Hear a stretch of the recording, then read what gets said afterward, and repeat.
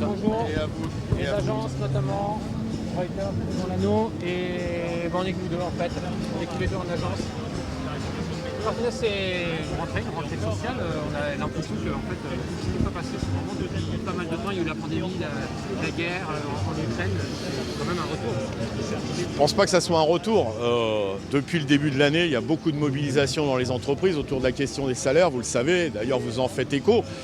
Aujourd'hui, c'est un premier rendez-vous interprofessionnel qui montre que dans toutes les entreprises, qu'elles soient publiques ou privées, la question des salaires est posée et la loi sur le pouvoir d'achat n'a rien changé à la détermination des salariés sur l'exigence d'augmentation générale de salaire.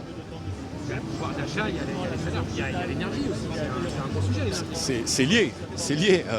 Quand les prix augmentent, les bas salaires, ils deviennent encore plus bas et les problèmes de pouvoir d'achat, ils sont encore plus prononcés. Donc nous avons des propositions. Outre l'augmentation générale de salaire, nous avons des propositions aussi en matière d'énergie. Le gouvernement les connaît. Pour l'instant, rien ne change et les problèmes s'accentuent. Les fins de mois sont de plus en plus difficiles pour de nombreux ménages en France. C'est ça qu'il faut régler. Justement, l'énergie, ça c'est un sujet qui arrive vite, très très vite, encore plus vite qu'on pensait même. Le gouvernement, il en fait assez jusqu'à présent ou ce qu'il propose aussi, c'est suffisant pour vous concrètement? Non mais vous savez, le bouclier, il a des trous. Premièrement, l'énergie, malgré le bouclier, on va payer les factures vont augmenter de 15%. La deuxième chose, c'est qu'au-delà des questions directes du paiement de l'électricité ou du gaz, eh bien, je sais pas, le prix des cantines va augmenter, un certain nombre de prix annexes vont augmenter. Et puis, on n'a toujours pas réglé la question des salaires, je vous le répète, parce que moi je connais des tas d'exemples, on le voit dans les entreprises aujourd'hui, où les primes, c'est loin des 6 000 € de la nouvelle prime Macron. Et puis pour une part, ce sont les salariés qui se les payent. Je vois dans mon entreprise, on va être augmenté si on vend 3 jours de RTT. En gros, c'est nous qui allons nous payer les primes. Je pense que le partage des richesses, les entreprises qui font des profits, là c'est un vrai sujet de partage des richesses. Aujourd'hui, c'est la première étape dans des mois à venir, notamment avec la réforme des retraites. C'est pas la première étape. Les mobilisations, il y en a. Il y a d'ailleurs des entreprises qui sont en grève déjà depuis quelques jours. Je pense à Total Énergie, je pense à Stellantis. Il y a eu plusieurs milliers de salariés qui sont en grève depuis maintenant 2 jours autour de la question des salaires. C'est la première journée interprofessionnelle où, public comme privé, toute entreprise confondue, on s'est donné rendez-vous. Et je souhaite vraiment qu'il y en ait d'autres. Et je sais que les salariés attendent aussi qu'il y en ait d'autres. Ils attendent aussi qu'il y ait de l'unité des organisations syndicales. Ça commence à se construire dans les entreprises, il faut que ça se fasse au niveau national. Écoutez, Macron, il dit ce qu'il veut sur la Constitution et ses rapports avec l'Assemblée nationale. Nous, ce qu'on veut, c'est des augmentations de salaire. Il n'y a pas besoin de dissoudre l'Assemblée nationale pour augmenter le SMIC, pour faire en sorte que les minima de branche soient mis à niveau du SMIC dès que le SMIC augmente. Et puis de dire au patronat, maintenant ça suffit, il faut véritablement augmenter les salaires. Il n'y a pas besoin de dissoudre l'Assemblée nationale pour ça. Mais il n'y a aucune raison que ça ne se passe pas bien dans la rue ni dans les entreprises. Je vous le répète, il y a beaucoup de manifestations aujourd'hui, beaucoup de présents malgré le temps. Et puis il y a surtout des centaines de milliers de salariés qui sont en grève aujourd'hui dans de nombreuses entreprises, y compris dans des entreprises qui jusqu'à maintenant n'avaient jamais fait grève. Ce sont des paramètres que les entreprises peuvent faire bouger pour augmenter les salaires et du côté du gouvernement, quels sont leurs potentiomètres à changer? Le gouvernement a la main sur la loi, c'est son rôle d'ailleurs. Et la loi, c'est le SMIC. Donc augmenter le SMIC, c'est une urgence absolue.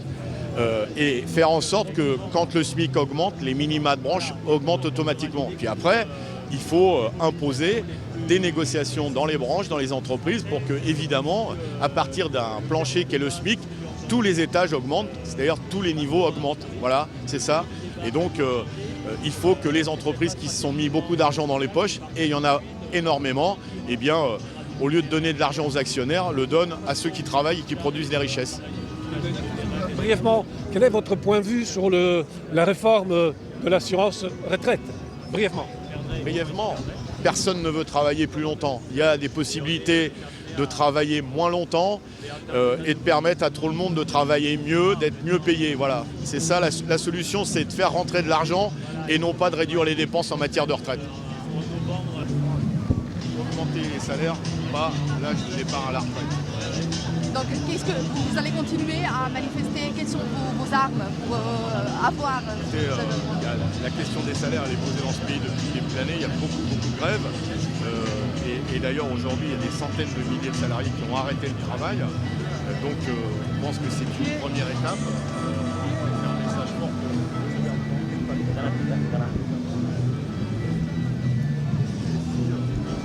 Il n'y a pas réponse aux revendications et on souhaite que ça se fasse dans l'unité syndicale la plus large possible. Vous savez que nous avons une réunion des 8 organisations syndicales lundi soir.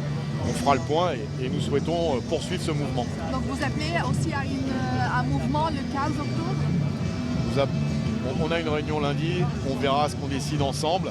En tout cas, la CGT, elle souhaite que ce mouvement il grandisse et il continue si le gouvernement et le patronat n'entendent pas les revendications. C'est l'inflation aussi qu'il faut... en fait, c'est le taux de l'inflation qu'il faut... Non, le problème, c'est les salaires. Le problème, c'est les salaires.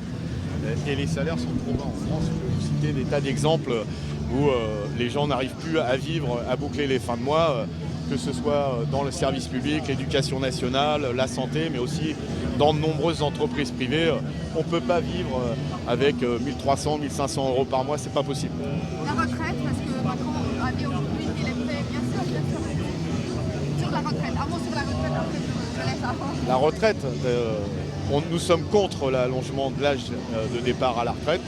On pense qu'il y a d'autres solutions, le gouvernement les connaît, on lui a déjà dit, mais s'il faut lui rappeler, on lui rappellera. Il faut mettre plus de monde au boulot, il faut augmenter les salaires, parce que quand on augmente les salaires, eh bien, les cotisations augmentent. Il faut payer les femmes comme les hommes. S'il y avait égalité salariale entre les femmes et les hommes, c'est 6 milliards d'euros qui rentreraient dans les caisses, c'est bien 6 milliards d'euros. Il faut faire travailler les gens jusqu'à 60 ans. Vous savez qu'un salarié sur deux, plus d'un salarié sur deux, ne travaille plus au moment de partir en retraite. Et puis, pourquoi pas aussi taxer les revenus financiers qui sont, eux, ne payent pas de cotisations sociales. Et vous savez qu'il y a beaucoup de fluctuations d'argent qui passent au travers des mailles des cotisations sociales. Monsieur Martinez, la Première ministre a annoncé un nouveau cycle de concertation justement sur cette réforme des retraites. Est-ce que vous y participerez? Et si oui, dans quel état d'esprit? C'est les médias qui m'ont appris ce qu'a dit la Première ministre. Donc quand on y verra plus clair sur ce qu'elle veut faire, on aura des réponses. Mais ce que je veux dire, c'est que si la fameuse concertation, le dialogue, ça consiste à nous dire il faut augmenter l'âge légal de départ en retraite et on ne changera pas d'avis, les discussions ne vont pas durer longtemps, en tout cas, pas avec nous en tout cas. Ça veut dire déjà écrire la table? Si l'objectif c'est de nous dire vous pouvez dire ce que vous voulez, on ne changera pas d'avis, il faut travailler jusqu'à 65 ou 67 ans, vous comprenez qu'on n'y restera pas longtemps autour de la table. Je vous pose la même question que tout à l'heure, excusez-moi, le micro ne marchait pas. Vous réagissez comment Emmanuel Macron qui dit être prêt à dissoudre l'Assemblée en cas de censure? Non mais la question de la dissolution, ça ne regarde pas les syndicats. C'est un problème constitutionnel avec l'Assemblée nationale. Nous, s'il augmente, vous savez, nous on demande juste qu'il augmente les salaires, le SMIC par exemple, qu'il renonce à son projet de report de l'âge légal de départ en retraite, et y compris discuter avec nous sur les solutions pour améliorer le niveau des pensions des hommes et des femmes qui travaillent dans ce pays. Il n'y a pas besoin de dissoudre l'Assemblée nationale. Vous parliez d'une manœuvre politique tout à l'heure. Oui, c'est le jeu parfois politicien. Il faut répondre aux revendications. Nous, c'est ce qu'on demande. Et je vous dis, il n'y a pas besoin de dissoudre l'Assemblée nationale pour augmenter les salaires et renoncer au mauvais projet de loi qui consiste à faire travailler tout le monde plus longtemps. Vous êtes plutôt doudoune ou col roulé? Je suis écharpe. Écharpe? Regardez. Vous n'avez pas allumé le chauffage encore chez vous? Faut que je demande à la copropriété. Ça dépend pas que de moi.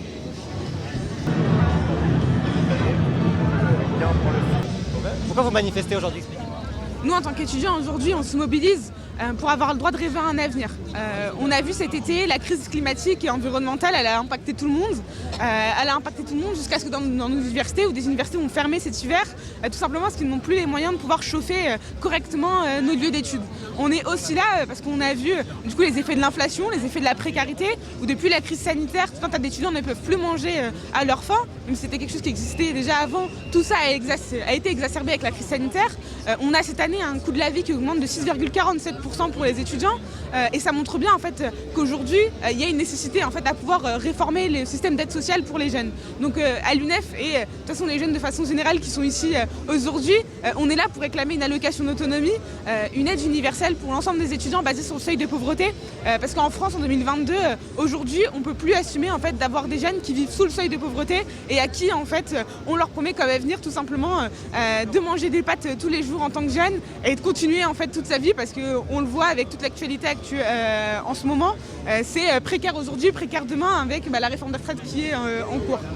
L'année dernière, il y avait le Covid, là il y a la crise énergétique financière. Est-ce que vous êtes vous en tant que jeune, vous êtes inquiet pour les mois, les années à venir? On est clairement inquiet en fait en tant que jeune aujourd'hui en France. On ne sait pas comment est-ce que on va pouvoir vivre demain. À la fois socialement, on est tous de plus en plus précaires, mais aussi en fait sur tout ce qui est crise climatique. En fait, on ne sait pas comment est-ce qu'on va boucler les fins de mois dans quelques années, dans quelques semaines, mais on ne sait pas non plus si on va toujours en fait avoir une planète où respirer et manger correctement. C'est quoi le mot d'ordre de cette manifestation? Eh bien aujourd'hui on mobilise et on manifeste pour nos salaires, pour de meilleures conditions salariales, puisque actuellement on a des grosses difficultés sur nos salaires. On a un vrai déclassement salarial depuis une vingtaine d'années et rien ne peut améliorer ce déclassement salarial. Donc on manifeste aujourd'hui pour ça, pour un meilleur pouvoir d'achat et pour de meilleurs salaires. On a des concertations qui vont se mettre en œuvre là, à partir de la semaine prochaine avec le ministère, et donc on est là aussi pour dire ce que nous on revendique, c'est-à-dire qu'on ne veut pas juste des miettes, mais on veut vraiment une vraie augmentation de salaire pour pouvoir rivaliser avec aussi les autres enseignants européens, puisqu'on est très en dessous des salaires des autres pays européens. Ce problème du pouvoir d'achat, il s'est aggravé avec l'inflation?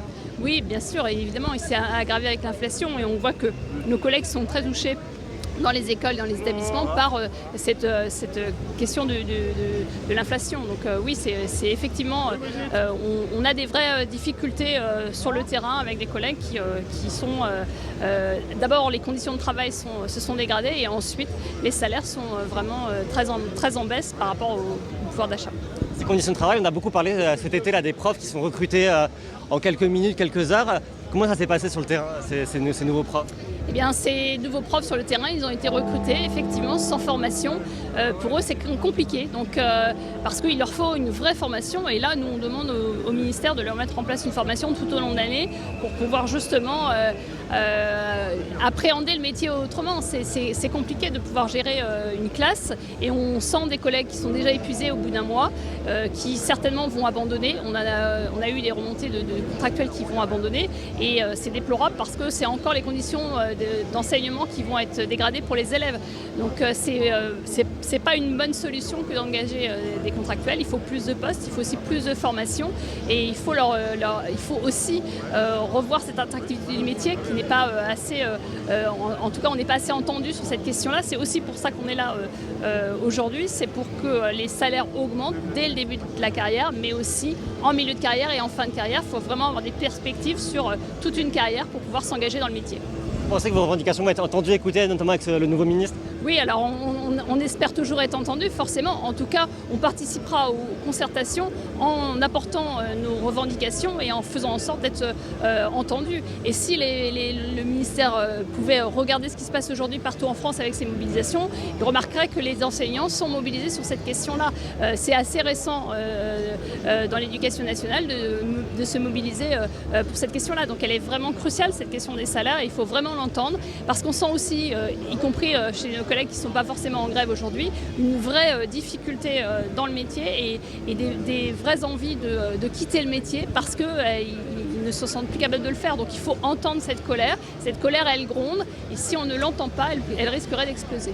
Dans l'enseignement et dans d'autres domaines, on a l'impression que tous les domaines sont en colère et qu'il y a des problèmes partout. Oui, il y a des tensions partout. C'est pour ça que les annonces faites par exemple ce matin sur la question des retraites vont mettre encore plus en tension tous les secteurs et il ne faudrait pas trop lancer de l'huile sur le feu.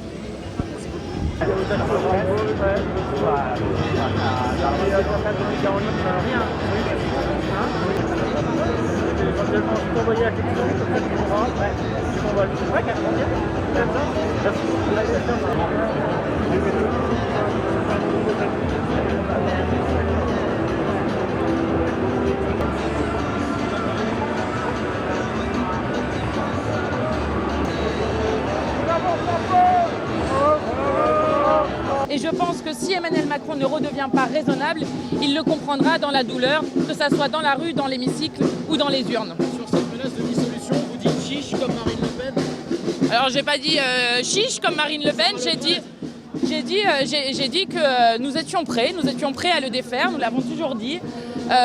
Et nous sentons bien déjà depuis un bon bout de temps qu'on ne peut pas gouverner la France à coup de 49-3, à coup de force à tout va. Et donc à un moment, oui, probablement, il devra falloir retourner devant les électeurs et les électrices. Et n'en déplaise à Emmanuel Macron, eh bien c'est la démocratie qui a choisi la manière dont est l'Assemblée nationale aujourd'hui et la minorité présidentielle qu'il a aujourd'hui pour soutenir son programme. C'est-à-dire que Emmanuel Macron doit comprendre qu'il a perdu les élections législatives et que les Français et les Françaises ne veulent pas de son programme, notamment de casse sociale et d'inaction écologique. Qu'est-ce que ça traduit sur la méthode justement du président de la République qui, il y a 10 jours, dansait le CNR et aujourd'hui, finalement, se lance dans un bras de fer presque avec l'Assemblée nationale, avec les Républicains, avec vous, avec le Rassemblement national? Et avec sa propre majorité, vous avez oublié. Enfin, le plus gros problème quand même d'Emmanuel Macron actuellement, c'est que sa propre minorité, puisque ce n'est plus une majorité, sa propre minorité est fracturée. Quand vous entendez Madame Yaël Braun-Pivet, présidente de l'Assemblée nationale, dire qu'elle n'accepterait pas qu'on discute des retraites en catimini, quand vous entendez le MoDem dire qu'il n'accepte pas qu'on discute des retraites en catimini, je vous le dis, Emmanuel Macron a un problème d'autoritarisme, nous l'avons dit depuis plusieurs temps, et nous le ferons savoir par tous les moyens que nous avons, nous ne laisserons pas passer cette réforme des retraites. Et je vous le dis, ce que vient de faire Emmanuel Macron est le meilleur moyen pour les gens de comprendre que oui, nous devons nous mobiliser massivement. Il y a cette journée aujourd'hui dont un des mots d'ordre est augmenter les salaires, pas l'âge de la retraite, mot d'ordre que je partage totalement. Et puis nous aurons une mobilisation massive le 16 octobre à laquelle j'appelle tous les Français et les Françaises à se joindre parce que nous avons besoin d'un rapport de force populaire face au rapport de force qui est en train de créer ou de vouloir créer Emmanuel Macron et qu'il n'a pas les moyens d'assumer.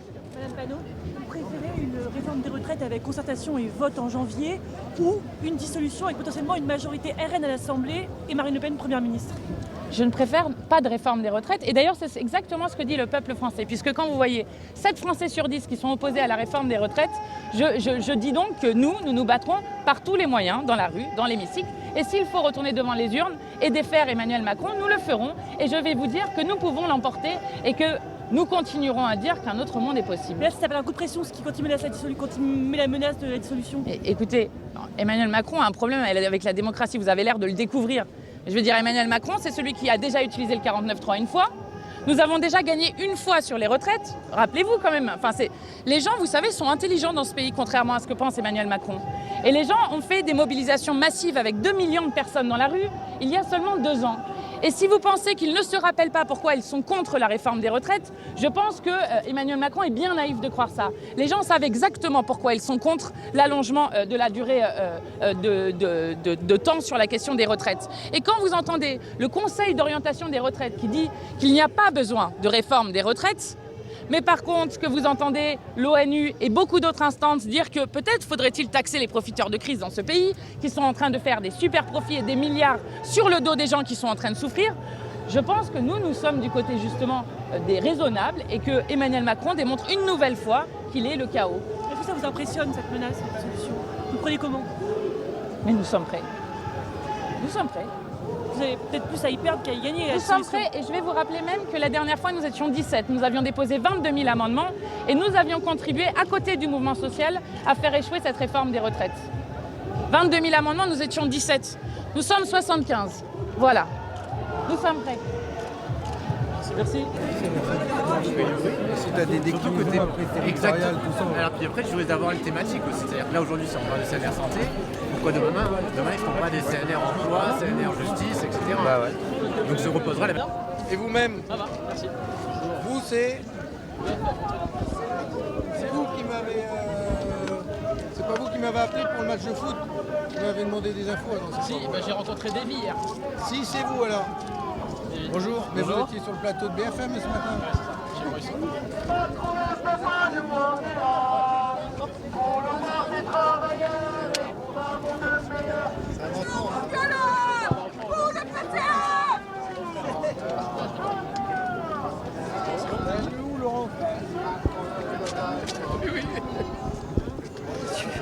Bonjour à tous les deux.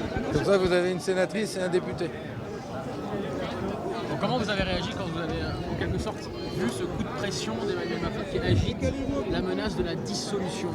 Ah bah, c'était du bluff.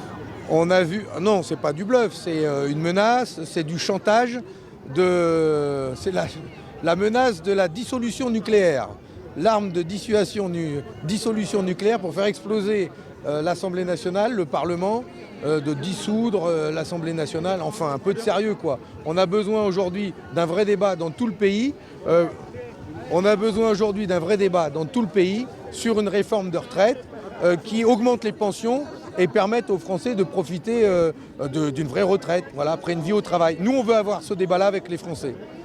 Et on demande à ce qu'il y ait un référendum à la fin. Projet contre projet, que les Français choisissent, c'est ça la démocratie. C'est un sujet qui doit être débattu dans les entreprises, dans les ateliers, dans les services publics. C'est ça qu'on doit faire. En même temps, si vous votez une motion de censure, vous serez quasiment obligé de retourner dans les urnes. Donc quelque part, c'est quelque chose aussi de logique. Aujourd'hui, on n'en est pas là. Nous, au Parlement, au Sénat, comme à l'Assemblée nationale, on utilisera tous les moyens qui sont à notre disposition pour empêcher l'allongement de l'âge de départ en retraite. Et on fera aussi tout ce qu'il faut dans les entreprises, dans la rue, pour débattre avec les Français, pour avoir des mobilisations et puis pour faire gagner un autre projet de réforme de retraite. Voilà, c'est tout. Nous, ce que l'on veut, c'est le débat. On veut que ça avance. On veut protéger le monde du travail. On veut mettre les richesses à contribution. On veut avoir ce débat-là.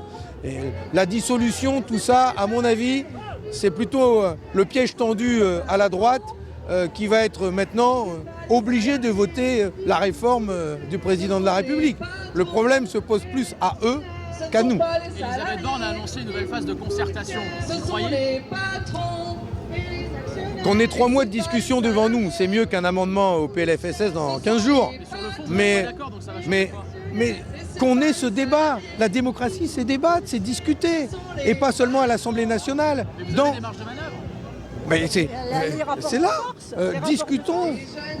Allez tendre votre micro dans les entreprises. Interrogez les salariés, tout simplement, sur ce qu'ils veulent. Continuez de faire des sondages. Peut-être qu'ils vont entendre que majoritairement les Français ne veulent pas d'une telle réforme de retraite. Et nous, on est simplement les porte-parole de ce qui se dit dans le monde du travail aujourd'hui. Et en plus, on fait des propositions. Et nous allons ensemble porter une proposition d'une réforme progressiste des retraites, une réforme de gauche, pour montrer que si nous étions au pouvoir, voilà ce que l'on ferait comme réforme de retraite. Voilà comment on la financerait. Voilà comment on pourrait garantir à chacun de partir en retraite à 60 ans avec une pension garantie. Nous, on dit que c'est possible. Voilà. Parlons-en. Est-ce que vous allez appeler, vous, Parti communiste français, à la manifestation, à la marche le 16 octobre prochain pour l'instant? Il y a une réunion qui va se tenir le 4 octobre prochain avec les organisations syndicales où cette possibilité sera discutée. En tout cas, moi, pour ma part, je l'ai déjà dit, l'enjeu, c'est de réussir cette journée et de réussir celles qui vont suivre. Et donc, nous appellerons à manifester aux prochaines mobilisations, que ce soit celle du 16. J'ai entendu qu'il y avait une discussion aussi pour l'éducation nationale, qui entend aussi se mobiliser par rapport à ce qui se passe en ce moment. Et donc, nous en serons aussi. On n'est quand même pas les derniers à aller manifester quand il y a des mobilisations. Il y a les mobilisations autour des questions de santé, parce que c'est extrêmement grave au niveau de l'hôpital qui explose, les déserts médicaux. Et on est de toutes les mobilisations, parce qu'aujourd'hui, il faut modifier les rapports de force, et ça passe aussi par les mobilisations dans la rue. C'est pour ça que vous voyez toujours les militantes et les militants communistes présents quand il y a des mobilisations. On lâche rien pour nos enfants. Face à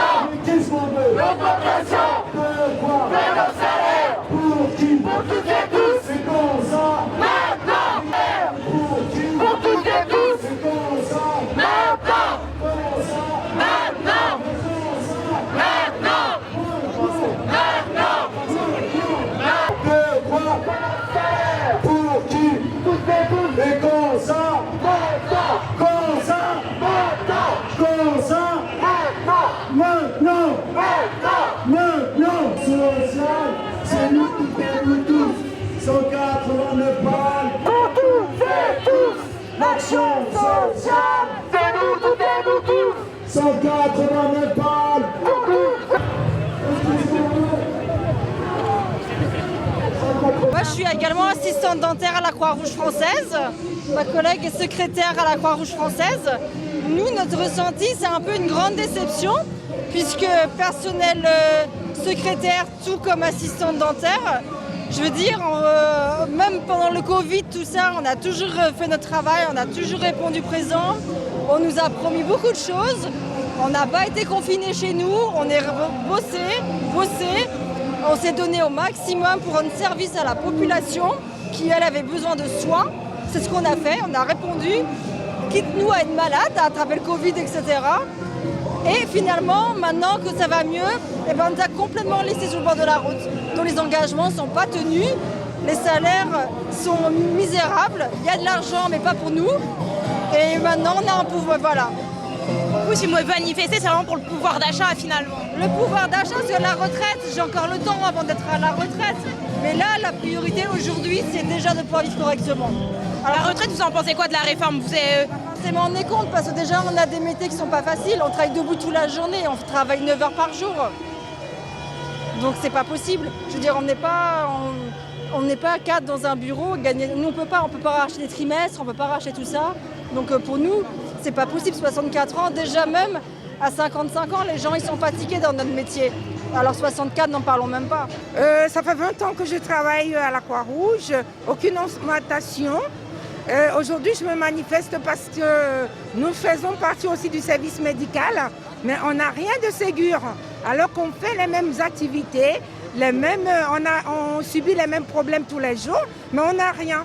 D'où ma motivation de me manifester aujourd'hui. C'est déjà compliqué aujourd'hui avec les salaires, avec l'inflation. Est-ce que vous redoutez le futur? Alors, je ne m'en sors pas du tout, vu l'inflation, parce que comme je vous ai dit, ça fait 20 ans, mais aujourd'hui, je gagne 1 600 €. Alors, 1 600 €, après 20 ans de service, ça fout la rage. Concernant la réforme des retraites, comment vous voyez cette réforme? Franchement, je ne vois... Il n'y aura aucun aboutissement. Vu l'allure des choses, je vois qu'on est obligé de se battre. Parce qu'on sent que cette retraite, nous autres, à 40 ans, d'ici 10 ans, on n'en aura pas. Donc la retraite, aujourd'hui, c'est au bout du tunnel. On ne voit rien du tout. On ne voit pas venir les choses. Dans vos métiers, c'est possible d'aller jusqu'à 62, 64 ans? Ça dépend de ce qu'on fait. Par exemple, à la Croix-Rouge, les assistants dentaires ne peuvent pas aller jusqu'à 60 ans. 55 ans, c'est le maximum. Parce que c'est un travail pénible. Donc, ils ne peuvent pas aller au-delà de 60 ans. C'est impossible. Dans la retraite pour eux, à 60 ans, voire plus, c'est impossible, je trouve. Physiquement, c'est compliqué? Vraiment compliqué. Surtout le travail à 4 mains. C'est vraiment pénible. Voilà. La pratique de ce métier, c'est horrible au niveau salaire, au niveau même la retraite, c'est horrible en fait.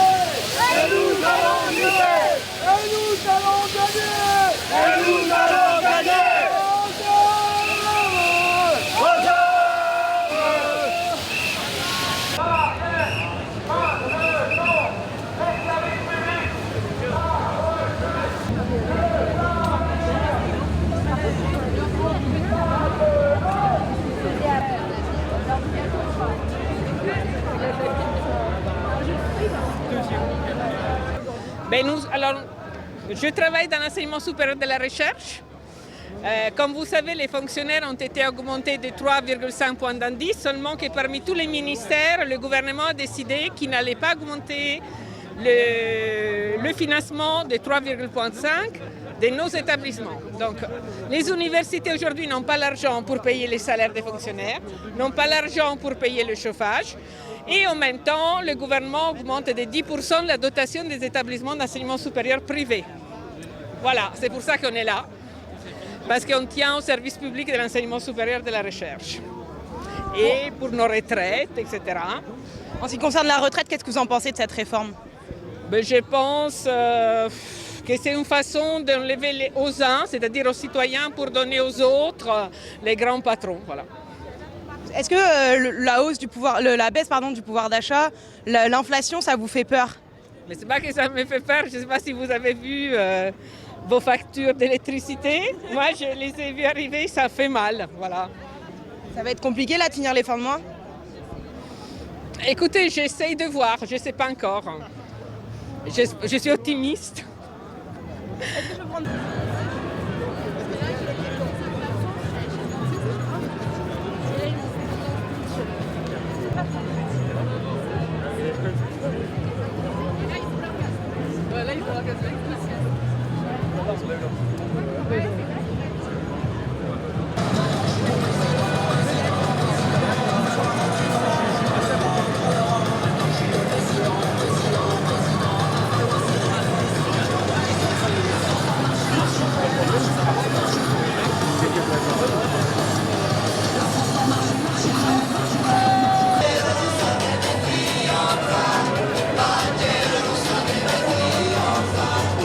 Allez, vas-y, Emmanuel Macron, l'arme des patrons, on vient te chercher chez toi.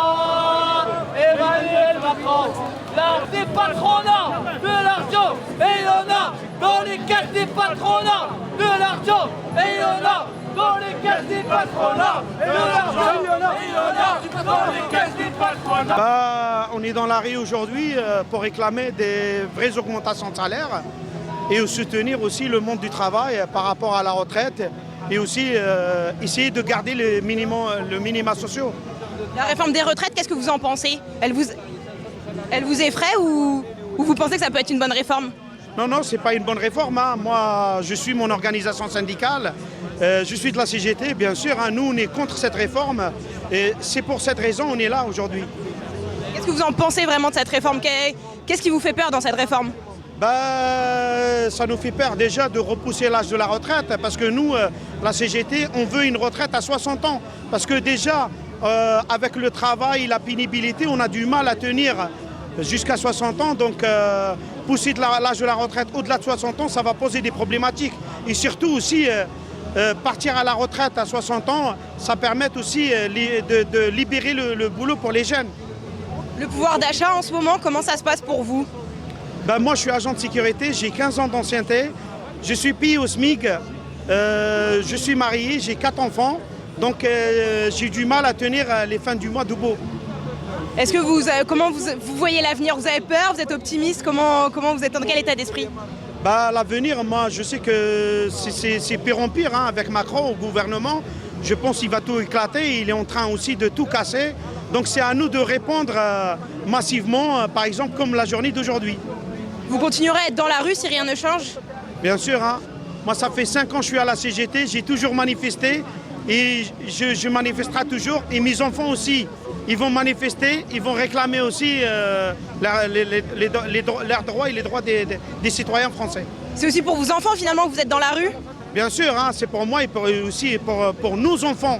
Parce qu'aujourd'hui, on voit les salaires, par exemple, nous, dans la sécurité, les premiers coefficients 120, 130, 140, ils sont au-dessus du SMIC. Est-ce que vous pouvez m'expliquer pourquoi vous êtes ici aujourd'hui? Pourquoi on est ici? Pour le pouvoir d'achat. C'est le sujet central actuellement, aussi bien ici que dans notre entreprise. Hein. On se bagarre pour qu'il y ait un pouvoir d'achat qui puisse suivre le taux d'inflation de 7%. Et on est là pour se bagarrer là-dessus. Et aussi pour les retraites. On est là pour deux motifs qui sont très importants. C'est justement les salaires et la retraite. Mais les salaires particulièrement dans notre entreprise, où on est en discussion actuellement avec la direction de TUI, pour qu'ils puissent lâcher un peu les cordons de la bourse, hein, au moins un minimum 7%. Et on est là justement pour montrer notre détermination dans ce sens. Les salaires, ils suivent dans vos métiers?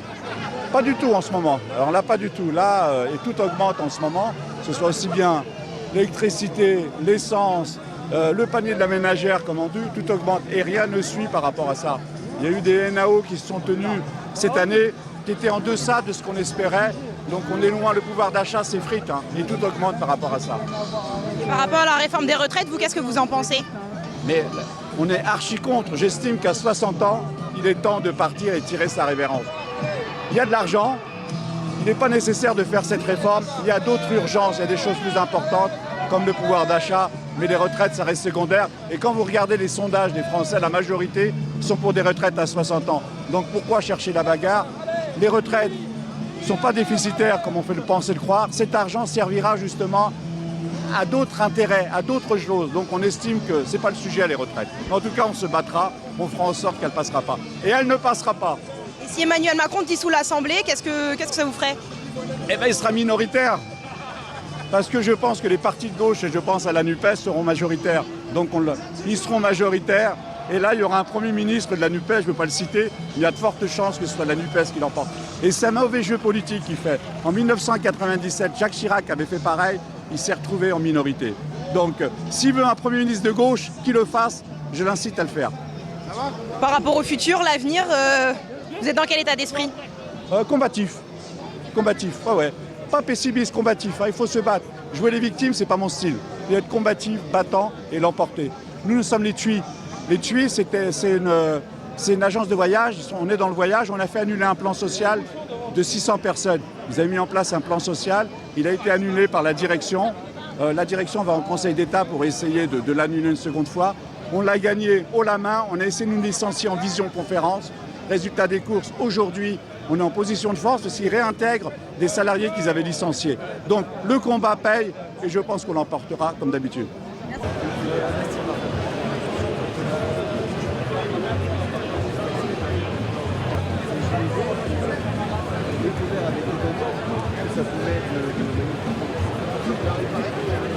Syndicat dans la boîte avec vous allez vous filme.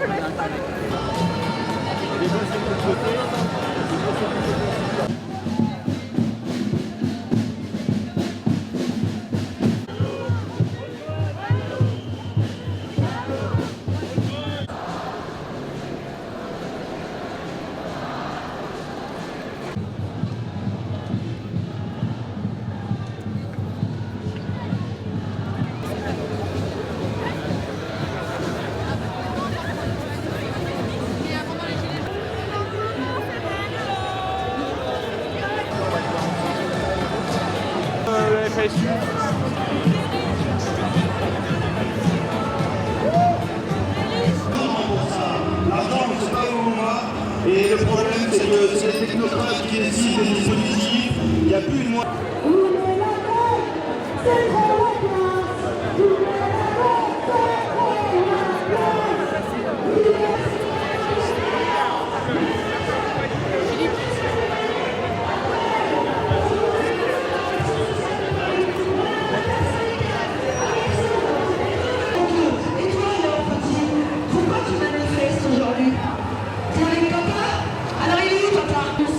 C'est vrai que le 183 permis par les dispositifs Ségur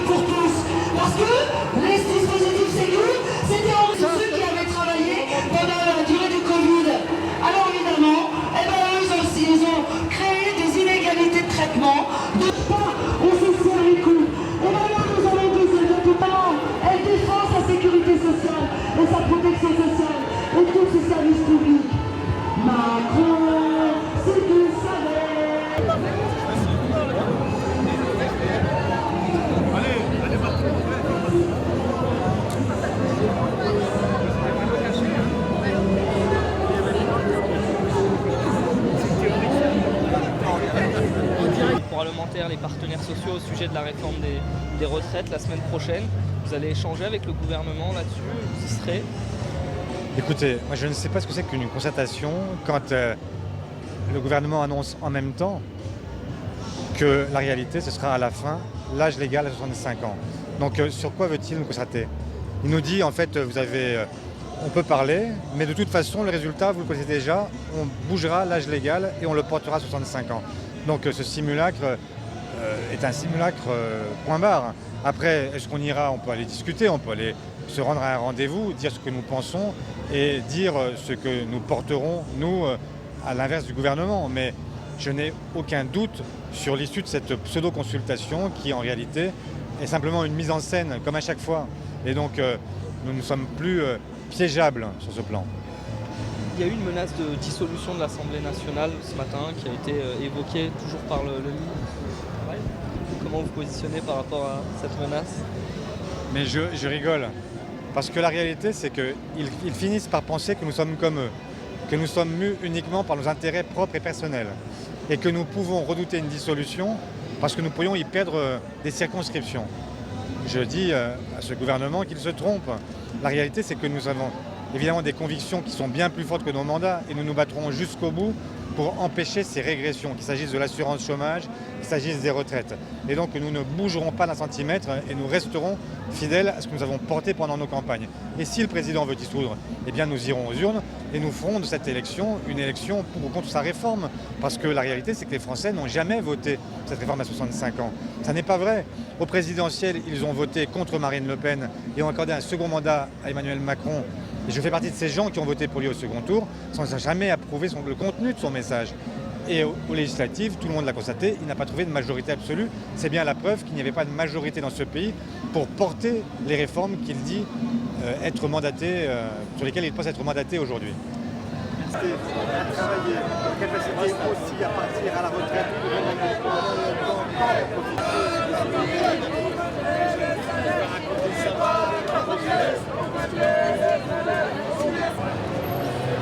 Ouais, faut que j'en reparle à Nico, mais c'est moi qui ai jamais...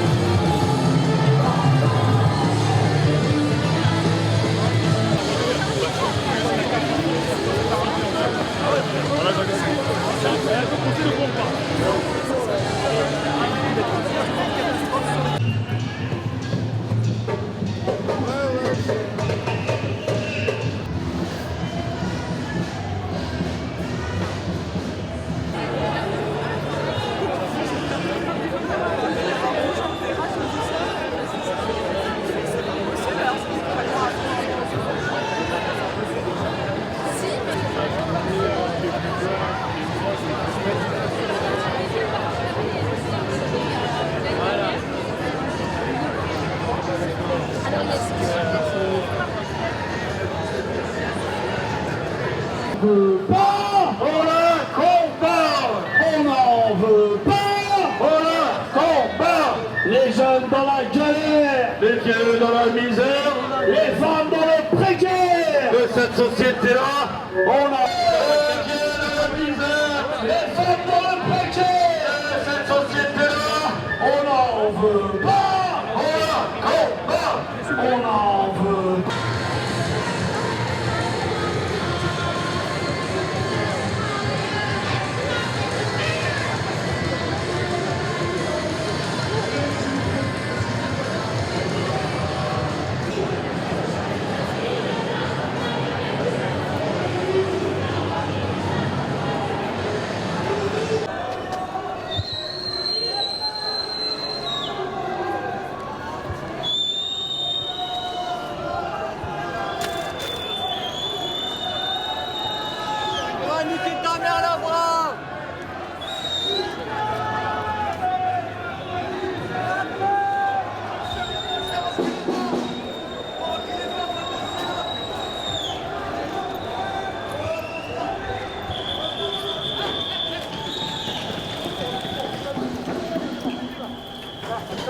avance.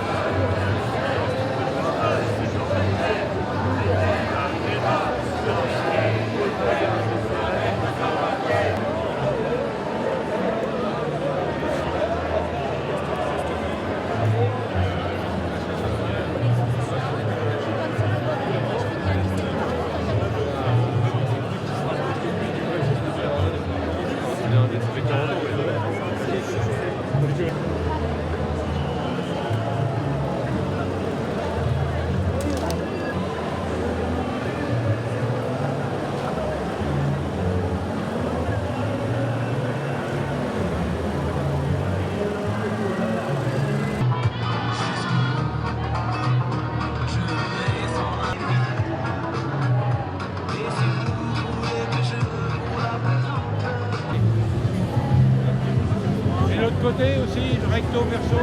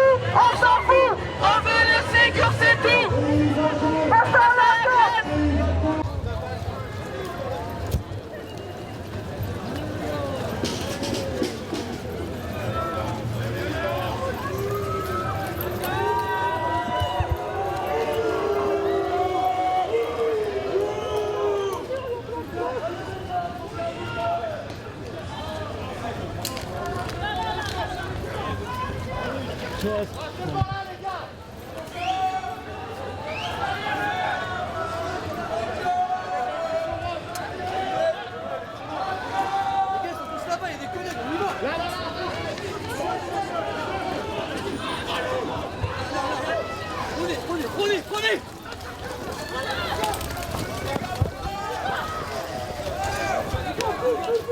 Les gars, faites une bulle, les gars. Les gars, faites une bulle, les gars. Tu fais quoi? Tu bouges pas. Tu bouges pas. C'est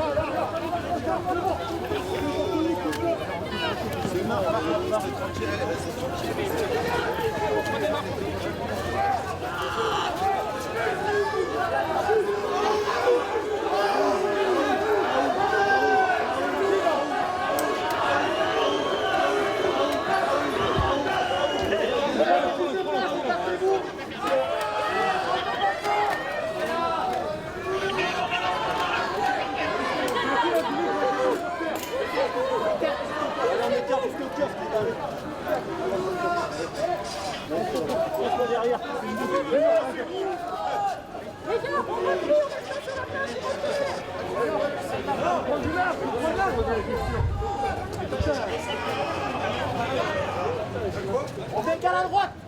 Force à la rue.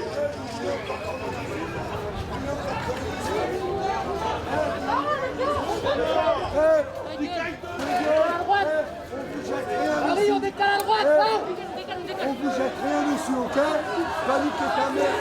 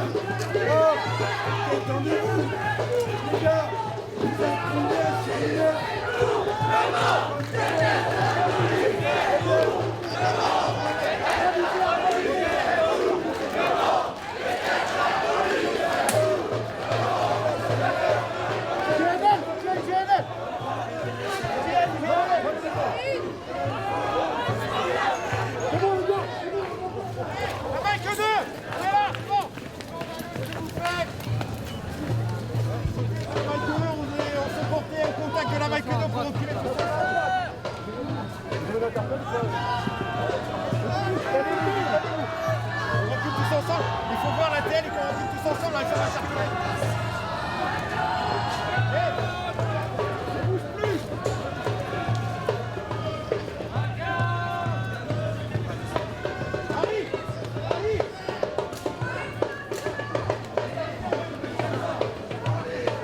Reculez s'il vous plaît un petit peu.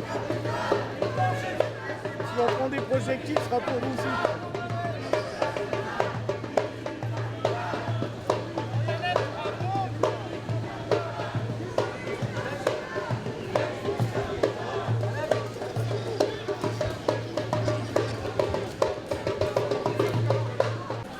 prenez pour des Super Je suis Bowls. armé face à des gens sans armes.